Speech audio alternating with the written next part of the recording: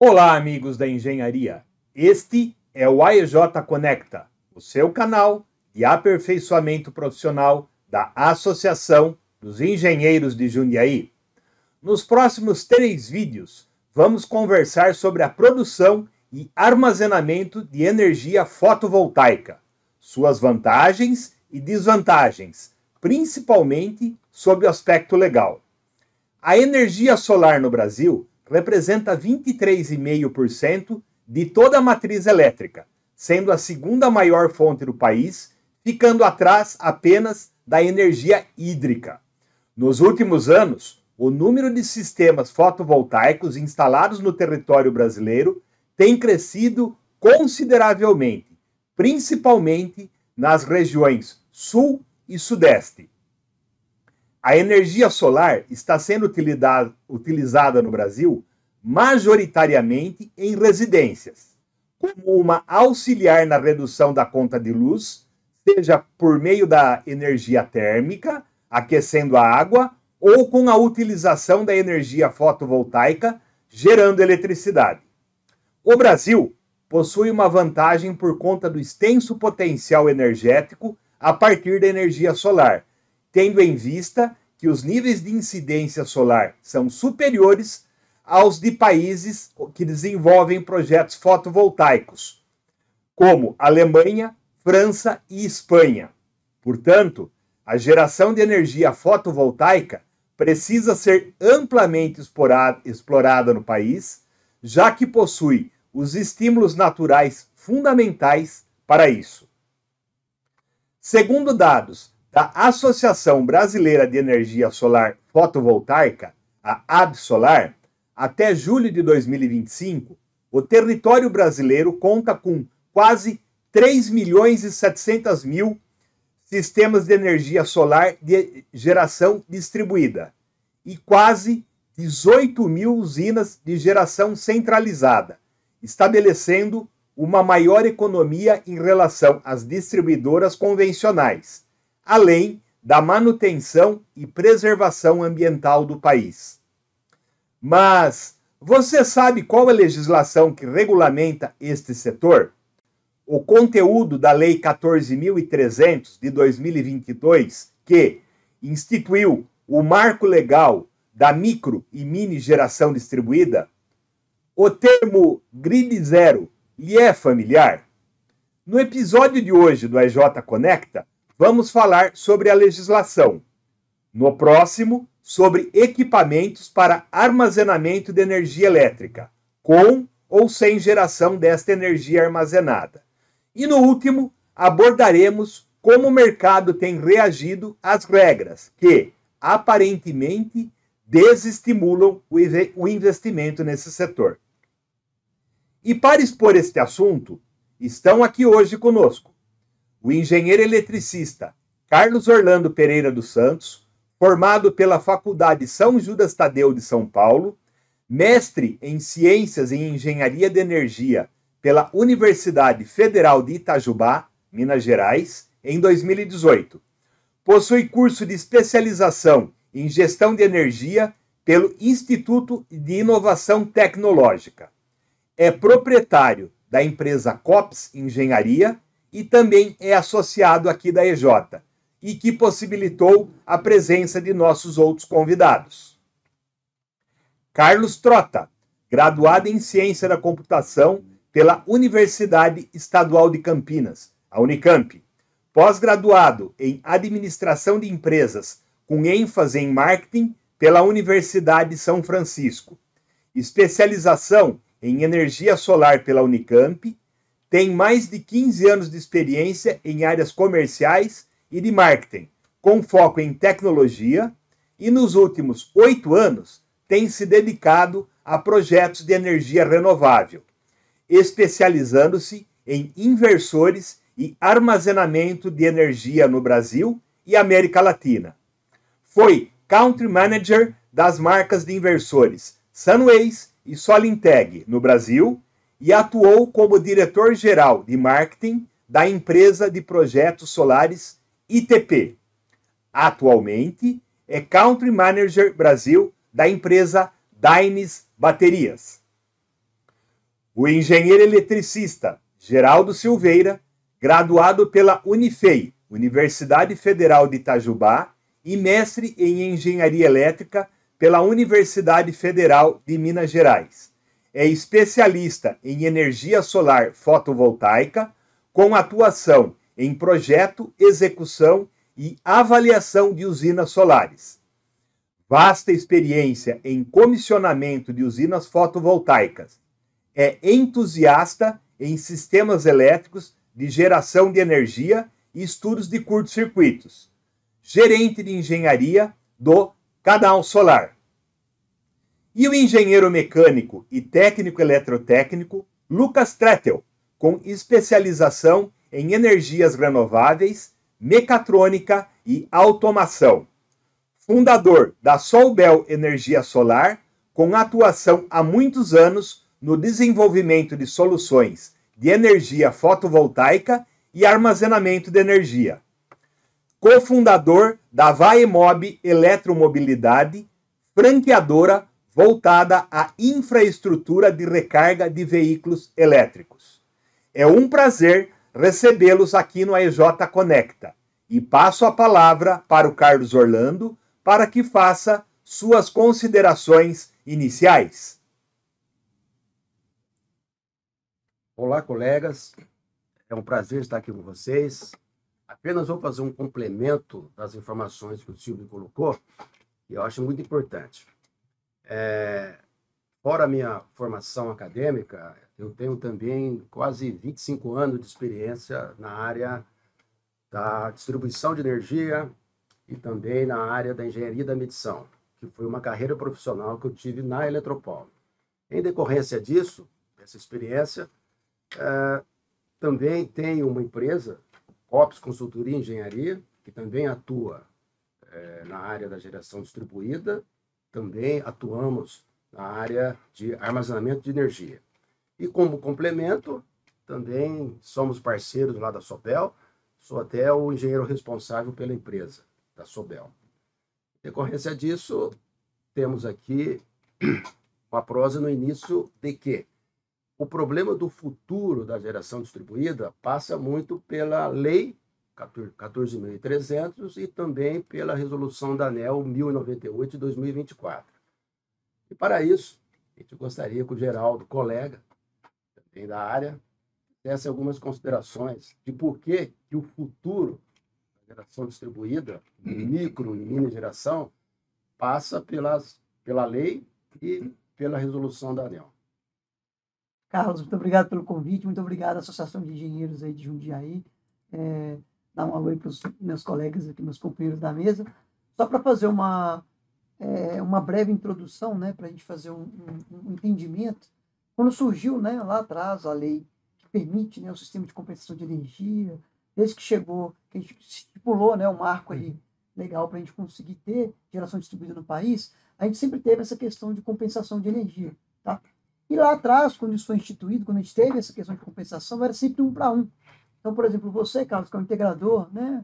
O Lucas também, que é integrador, quando vocês instalam lá, o seu cliente consegue, por exemplo, ter uma usina solar em um determinado telhado, um determinado solo ali, e compartilhar esse crédito num esquema basicamente de 1 para 1. Então, se eu injeto 1, eu recebo 1 lá em outra residência, desde que aquela residência, por exemplo, esteja no mesmo CPF ou no mesmo CNPJ. E aí tem outras regras de compensação também, no sistema de compensação de energia, outras regras de compartilhamento. Tá? Então, o que acontece? Visando o futuro.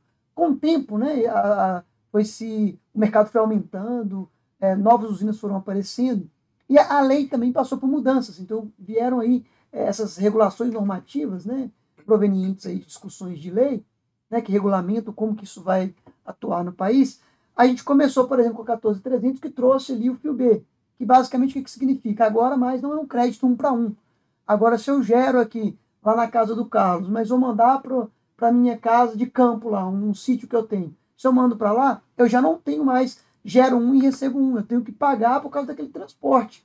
Né? É um custo ali que tem de manutenção da própria distribuidora para manter a rede. Então, se estipulou isso de maneira cadenciada. Tá? Até o ano de 2028, 2029, ali, isso vai crescendo pouco a pouco, desde que a lei entrou em vigor. Então, começa com 15%, no próximo ano 30%, depois 45.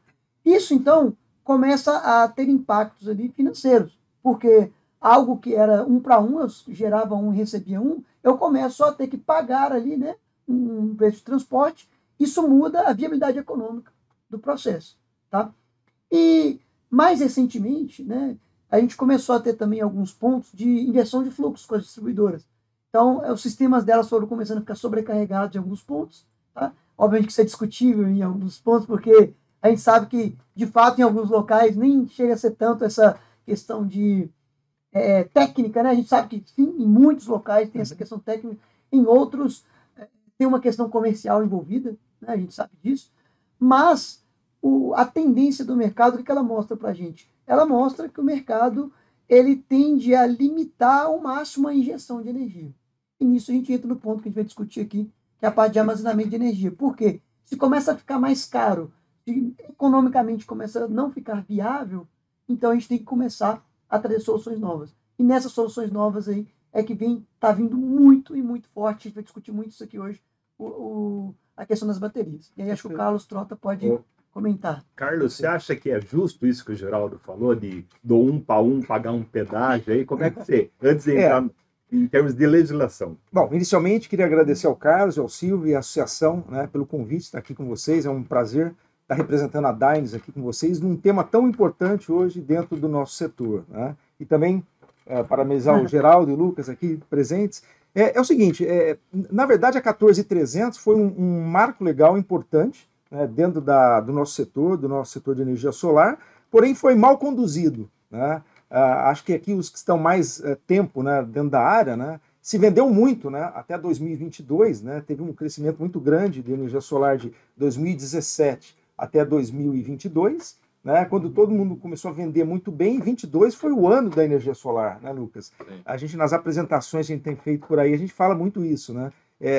Cansou-se de vender, né, 22, só quando chegou 7 de janeiro de 2023, quando a 14300 efetivamente entrou, né, em ação, aí foi o divisor de águas, né, Geraldo? Teve um divisor de águas muito grande, que o que se vendia muito no ano teve uma queda muito violenta de vendas no setor em 2023. Por uma má condução de toda a cadeia, né, Geraldo? Eu acho que quando se falava na 14300, não se falava que seria um marco legal dentro do setor, mas sim um derradeiro que ninguém ia vender mais, né? E justamente nessa questão, né, do 1 para 1, né, era excelente, né, você ter a concessionária como uma grande bateria, né, que esse era o conceito. Essa analogia que eu queria fazer para quem assiste a gente, né, entender essa questão da rede, né, da injeção da rede. Quando a gente não tem o armazenamento de energia junto à carga e o sistema está paralelo, está conectado na rede, a gente está usando a rede como uma bateria para a gente. Uma bateria gigante. Daí que surge todos os conceitos da lei, das tarifações, exato, que as distribuidoras e a matriz energética se enxerga, ela quer se colocar no papel de armazenador de energia para o Carlos, lá no exemplo que o Geraldo deu. E não é bem assim, né? Ela pega essa energia, ela vende para o meu vizinho, exato, ela nem transporta isso para a casa de campo do Carlos, ela vende ali a preço cheio para o meu vizinho e se coloca no papel de armazenador da minha energia. No quarto, quinto poste, a partir da saída... Já se foi. Não chega nem no quinto poste lá na frente. Porque tem uma coisa que é o papel, né? O que a gente coloca na regulamentação, ele sai de um ponto e vai para o outro, mas fisicamente os elétrons ali, né? Isso é regra da eletricidade básica. Eles vão ir para o caminho mais fácil. Então, o seu vizinho está precisando de carga, você está gerando, ele já foi para o seu vizinho, né? Só que, de qualquer forma, ele saiu do seu padrão. A partir do momento que saiu da fronteira, já é rede da distribuidora. Já está aqui com a gente põe o preço que a gente quer. E ela faz a manutenção ali da rede. Então... né? Importante que, né, a pergunta do Silvio, né, o que a gente acha sobre isso, né? Eu até acho o seguinte, a concessionária está no direito dela de cobrar o fio B, porque faz toda a infraestrutura e tal. Só que eu acho justo, mas o que não pode ter, como tem muito no Brasil, né, você tem uma insegurança jurídica em tudo. Né? Quer dizer, cria-se uma lei, uma regulamentação, não segue a regulamentação, já tem um contexto de mudança. Isso que é o problema. Um MP, né? Um PL, uma canetada que muda a história. Então, a nossa vida é ficar acompanhando o jogo. 14300 foi instituída, mas começou a ter as MPs aí que muda isso, muda aquilo, quer dizer, daqui a pouco muda todo o contexto.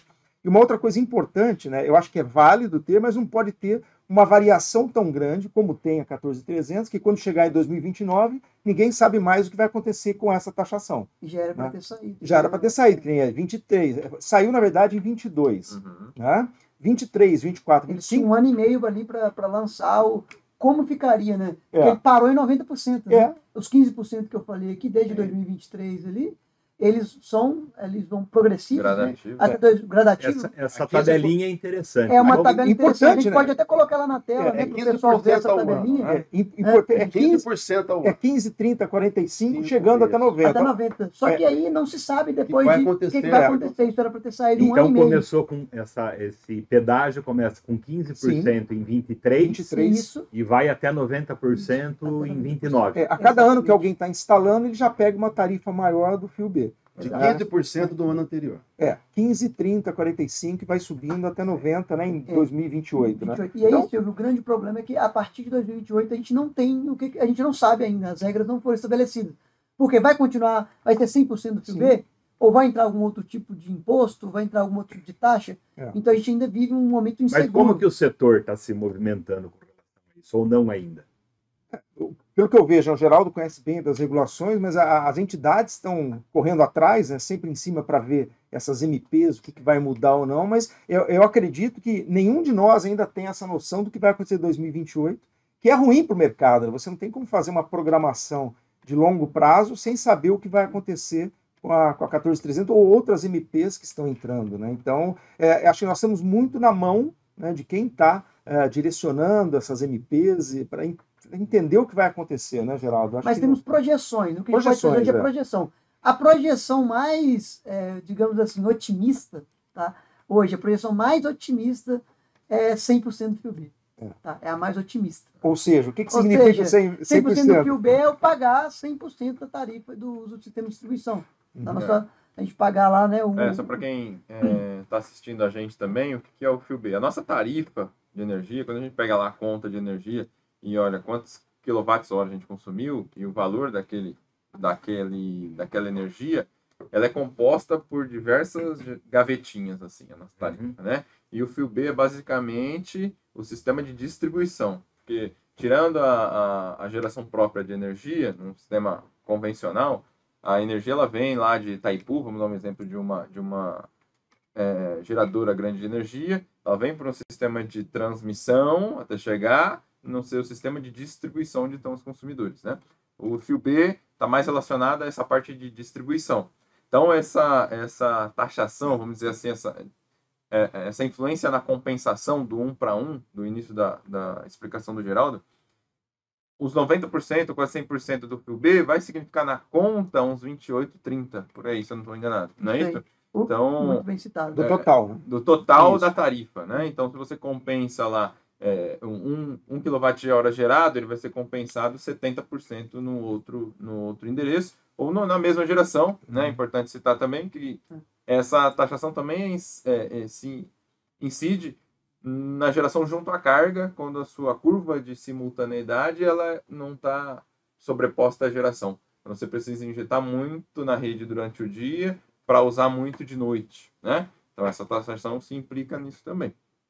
Mas, estou respondendo também como que o setor enxerga isso, mesmo num cenário que o Carlos aqui trouxe para a gente de insegurança, a tarifa de energia no Brasil é tão cara que, por mais que tenham dificuldades, um projeto hoje tem um payback de 2 anos e meio. Exato. Mesmo com toda essa perda na compensação. Então, a gente vai seguindo de olho na legislação, mas é um mercado que está em franca expansão por causa disso.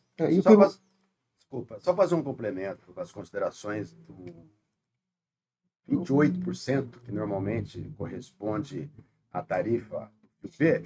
Varia, tá, pessoal? É bom a gente... importante, tá?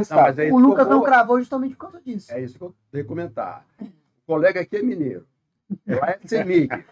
O tamanho da CEMIG e a área que ela tem de atuação, ou lá no Belém do Pará, o Maranhão, aonde a área é muito grande e tem poucos clientes, o que vai acontecer?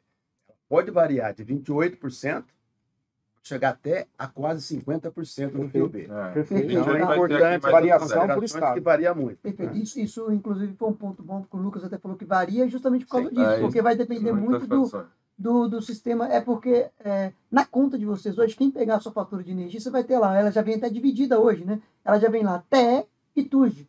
Ou seja, onde está TE ali é de fato que você paga por tarifa de energia, para energia elétrica utilizada. Onde está TUSD ali é toda a parte da tarifa que é em relação ao que a gente paga para a energia chegar até a sua porta. É a manutenção de toda essa rede para chegar. E, obviamente, como a gente tem estados menores, estados maiores, linhas menores, esses custos de manutenção, né, são variáveis. Por isso que isso tem um custo para cada região do país. E o importante é ressaltar o que o Lucas falou, né? É muito caro ainda, né? É muito caro e o mercado está buscando soluções, né, para reduzir esse custo e reduzir também essa insegurança. É onde entra essa discussão toda que cresceu muito nos últimos 2 anos, né? Sistema de armazenamento.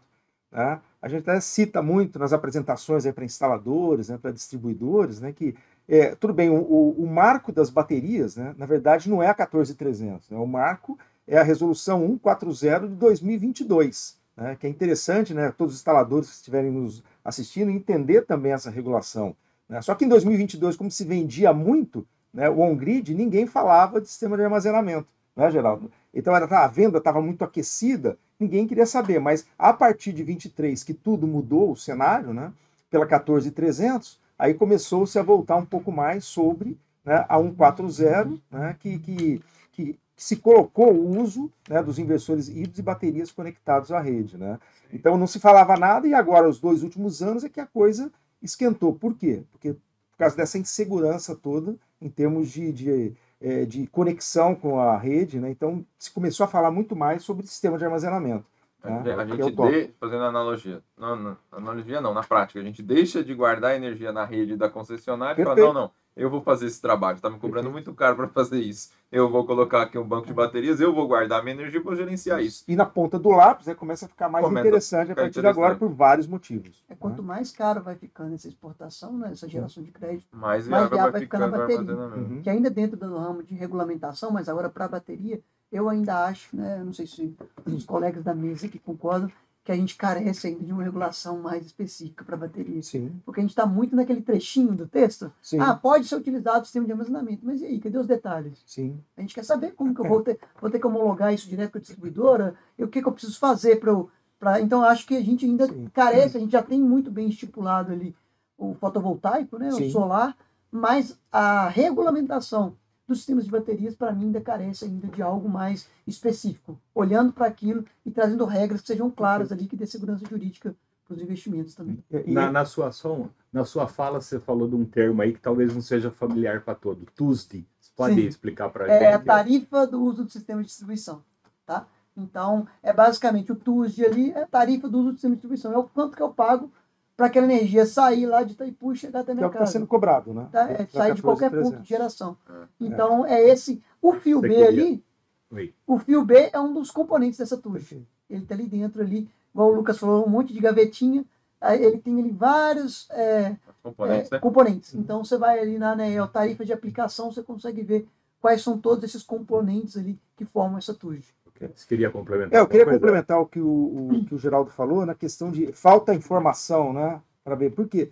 Para que todo mundo entenda, você tem 2 tipos de conexão de bateria, né? Que é importante ressaltar, né? O off-grid, né? E o híbrido com os on-grids, né? Para o off-grid não tem que ter muita regulação. Você coloca ali um inversor, né, preso à bateria e não tem essa conversa com a concessionária.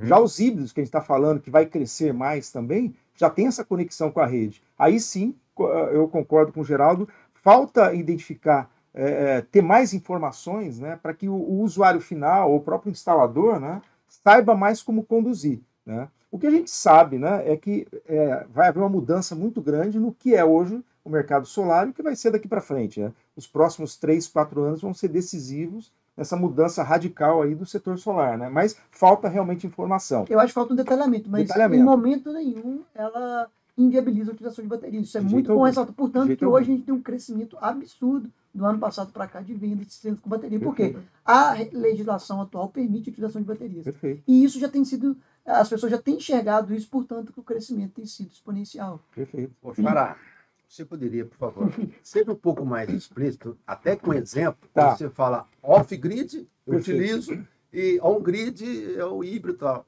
Você poderia, Perfeito. porque possa ser que tem colegas aí Claro. que o público que não está acostumado com esse off-grid.